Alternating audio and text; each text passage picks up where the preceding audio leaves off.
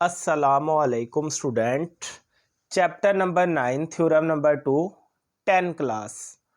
आज हमने अपना थ्योरम नंबर 2 करना है। याद रखिएगा स्टूडेंट, थ्योरम को जो कोई भी बोलता है कि थ्योरम एक रट्टा है तो समझे वो आपके साथ सरासर ज्यादती कर रहा है। थ्योरम एक कंसेप्ट है जो कि इतनी सी लाइन जिसको समझ आ जाती है वो पूरा थ्योरम जुबानी कर लेता है। मेरे पास कोई बुक नहीं है, मैंने इसी लाइन को पकड़ के पूरे थ्योरम को भी आपको सोल्व करके दिखाना। ये लाइन को समझ लिया तो थ्योरम आपको आ गया। अब थ्योरम में दो चीजें स्टूडेंट मोस्ट इंपॉर्टेंट है, एक गिवन और एक टू प्रूफ। ये जो स्टेटमेंट की लाइन है ना, इसमें आधी लाइन में हमें कुछ बताया होता है और आधी लाइन में हमसे पूछा होता है। जो कोई थ्योरम की इस लाइन के अंदर स्टूडेंट हमें बताया होगा वो गिवन में आएगा और जो पूछा होगा वो टू प्रूव में आएगा। अभी मैं आपको दिखाता हूं, ब्रैकेट लगा के बताऊंगा कि बताया क्या है, पूछा क्या है। उससे पहले डायग्राम का ड्रा करना लाजमी है। डायग्राम से हमें गिवन और टू प्रूव में आसानी हो जाती है। स्टेटमेंट को समझते हैं स्टूडेंट। कहता है a straight line draw from the centre of a circle. अपने माइंड में एक स्केच बनाए। कहता है एक स्ट्रेट लाइन ड्रा की गई है सर्कल के सेंटर से। ये देखें, ये सर्कल का सेंटर, वहां से एक स्ट्रेट लाइन ड्रा की गई। टू बाइसेक्ट अ कोड, उसने कोड को आके बाइसेक्ट कर दिया। यहां पे स्टूडेंट ये कोड क्या होती है, इसको मैं इस तरह आपको समझाता हूं। सर्कल के दो हिस्सों को मिलाने वाली लाइन ये डायामीटर कहलाती है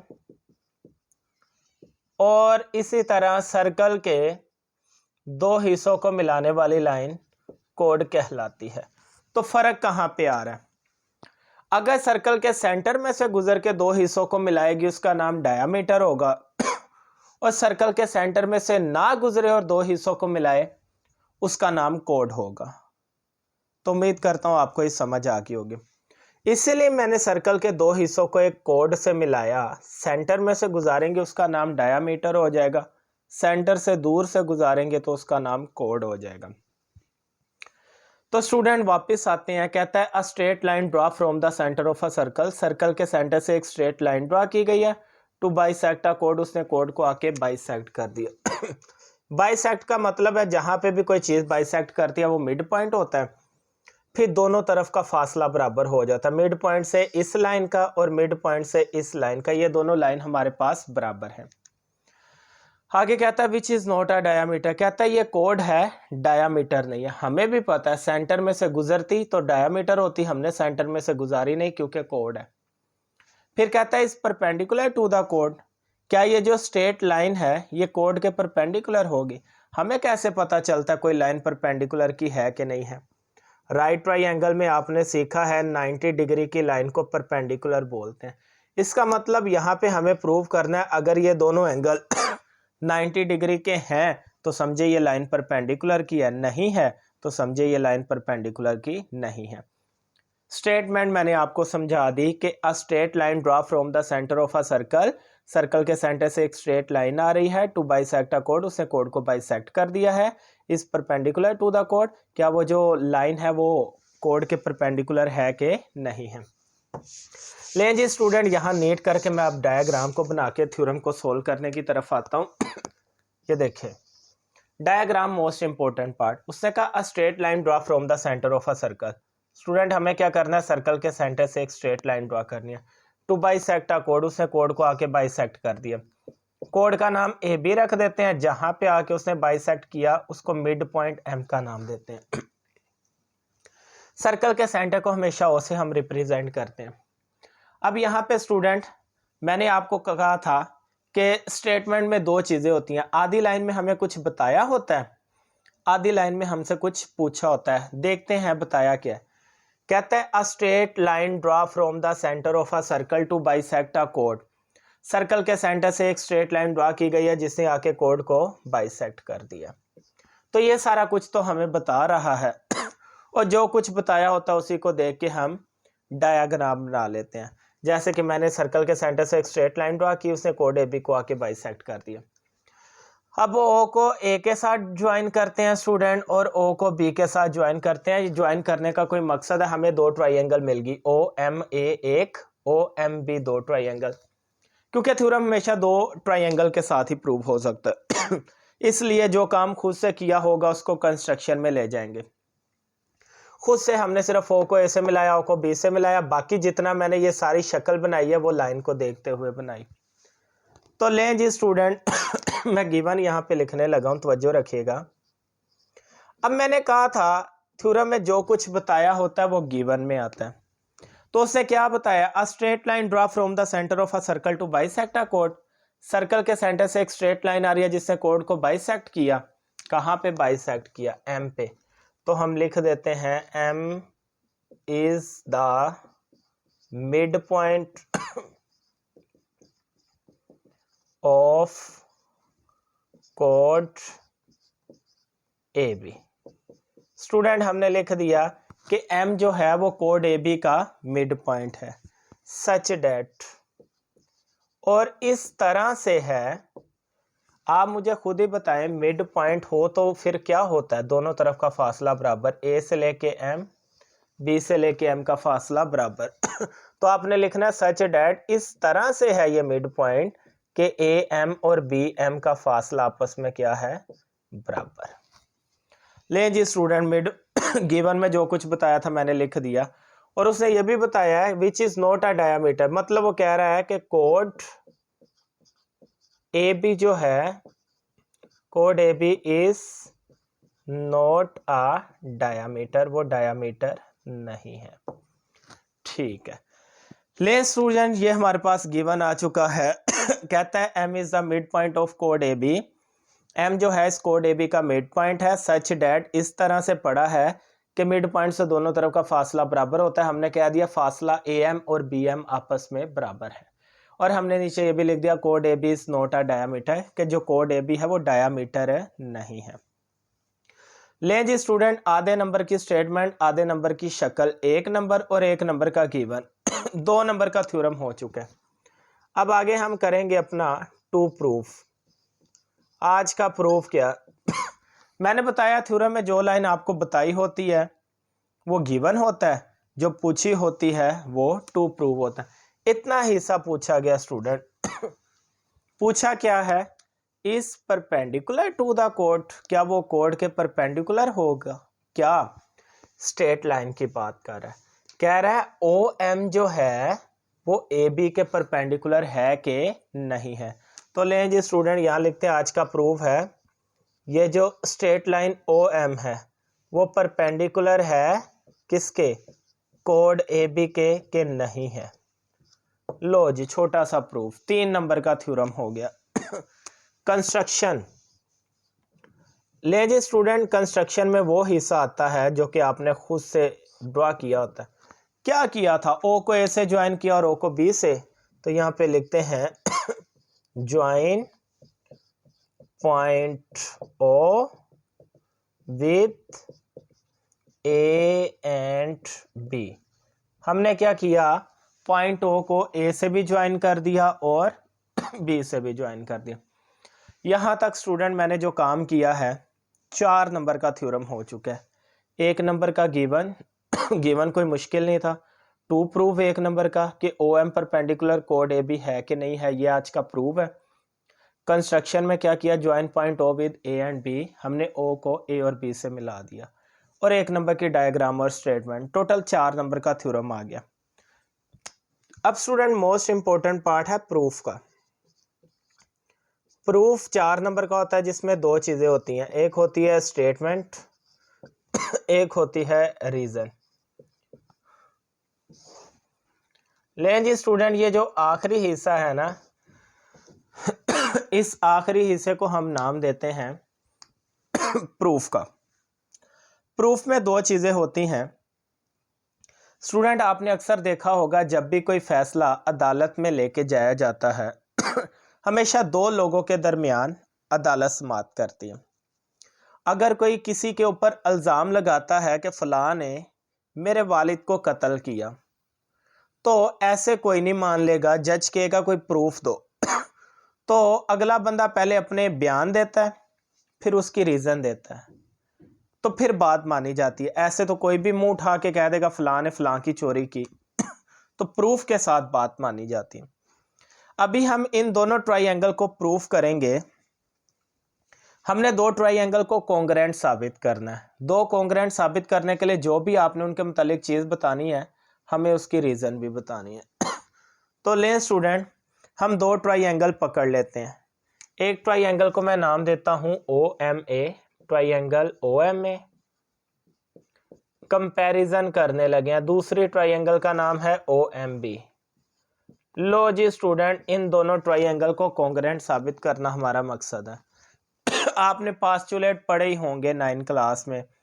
SSS पास्चुलेट, SAS पास्चुलेट, ASA पास्चुलेट, HS पास्चुलेट। दो ट्राइंगल को कॉन्ग्रुएंट साबित करना। अब स्टूडेंट, इन दोनों ट्राइंगल में जो चीज़ें हमें कंफर्म पता ना, वो हमने यहाँ पे उठा के लिखी जाना। जैसे मैं एक हिंट देता हूँ आपको, फिर आइडिया हो जाएगा। हमें पता है AM और BM आपस में बराबर हैं। दोनों ट्राइंगल की AM वाली साइड और BM वाली साइड, ये दोनों आपस में बराबर है। कोई आपसे पूछ ही लेता है, हाँ भाई क्यों बराबर है, गिवन में पड़ी हुई है। गिवन वाले ने क्यों कहा AM और BM बराबर है? M is the mid point, mid point की वजह से। हमें पता है मिड पॉइंट के दोनों तरफ का फासला बराबर होता है।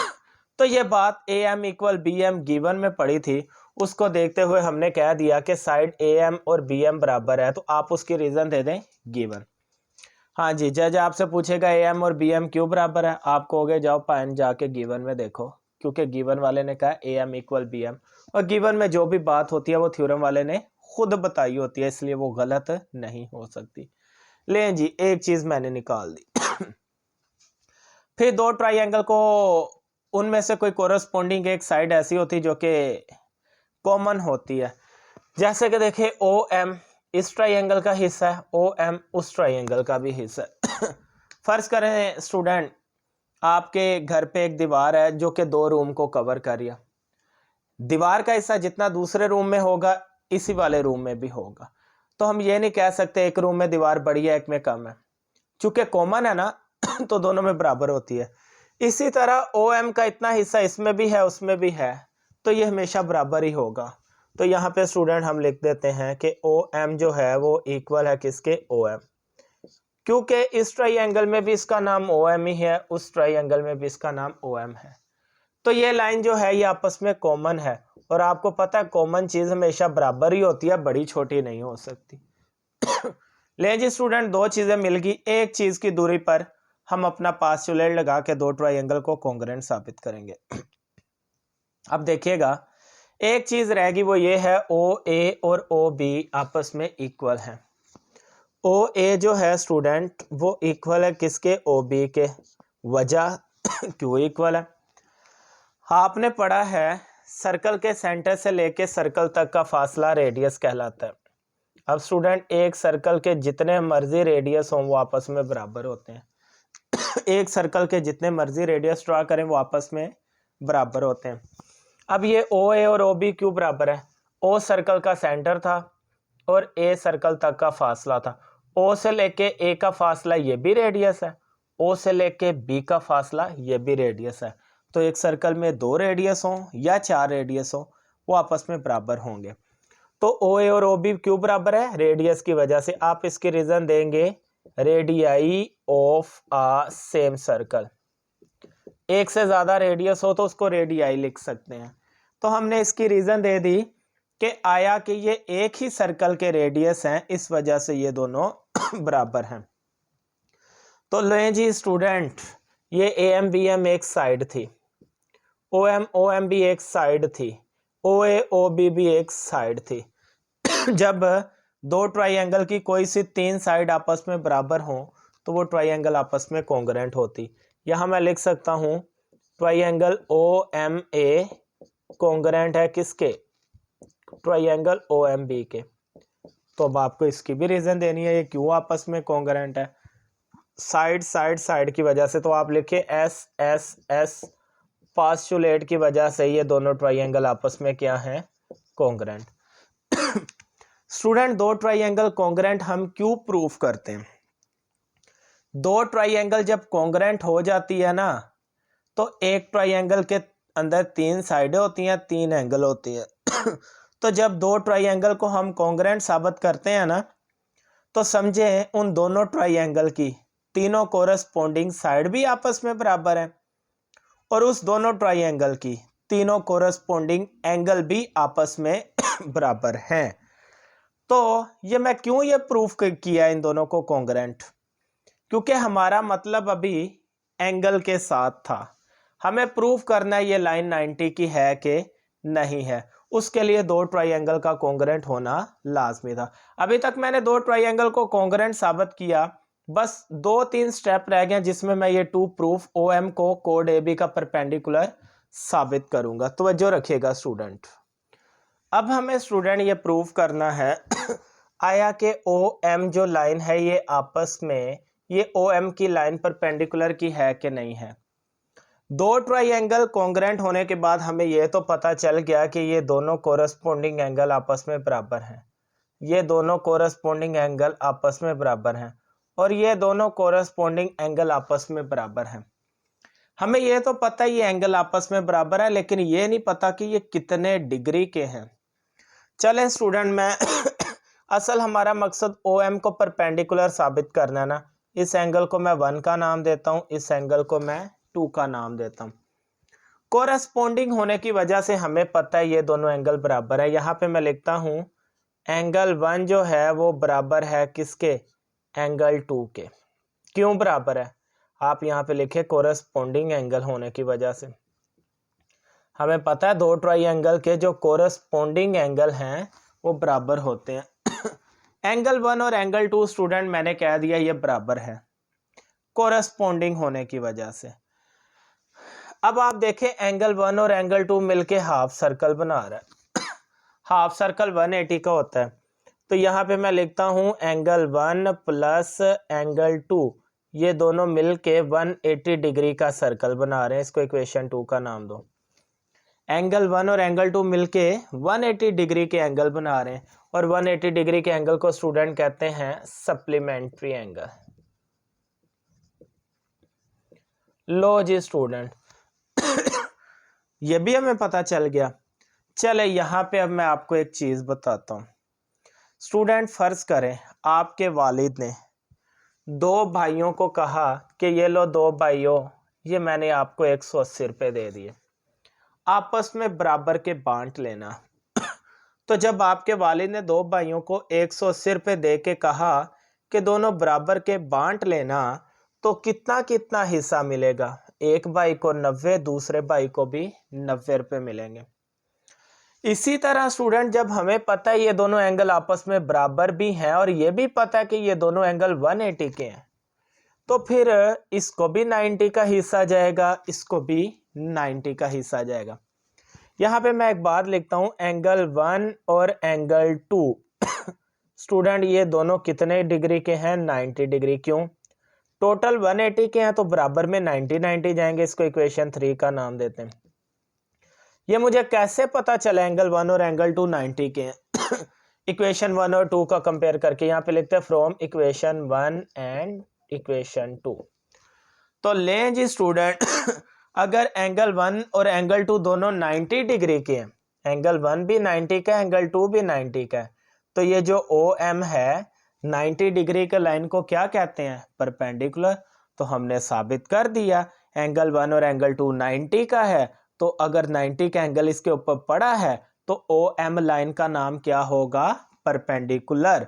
तो एंड पे जाके स्टूडेंट आप लिख सकते हैं हेंस प्रूव्ड, के प्रूव्ड हो चुका है OM परपेंडिकुलर कोड AB। नीचे लिख दें hence proved OM perpendicular code AB। उसकी भी रीजन पूछेगा तो आप इक्वेशन 3 की रीजन दे दें। लें जी स्टूडेंट, अपना थ्योरम प्रूफ, हमने उस लाइन को परपेंडिकुलर साबित कर दिया।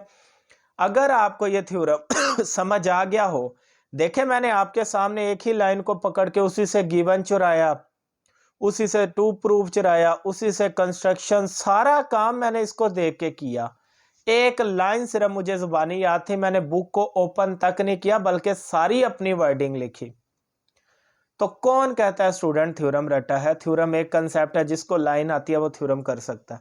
अगर आपको ये थ्योरम पसंद आया समझ आया, लाजमी इसको दोस्तों के साथ शेयर करें ताकि उनको भी थ्योरम करने का आसान तरीका पता चले और वो थ्योरम में पूरे नंबर ले सकें। तो वीडियो को लाजमी अपने दोस्तों के साथ शेयर करिएगा। चैनल को जिन्होंने सब्सक्राइब नहीं किया वो भी कर ले और वीडियो को लाइक भी किया करें। अल्लाह हाफिज़।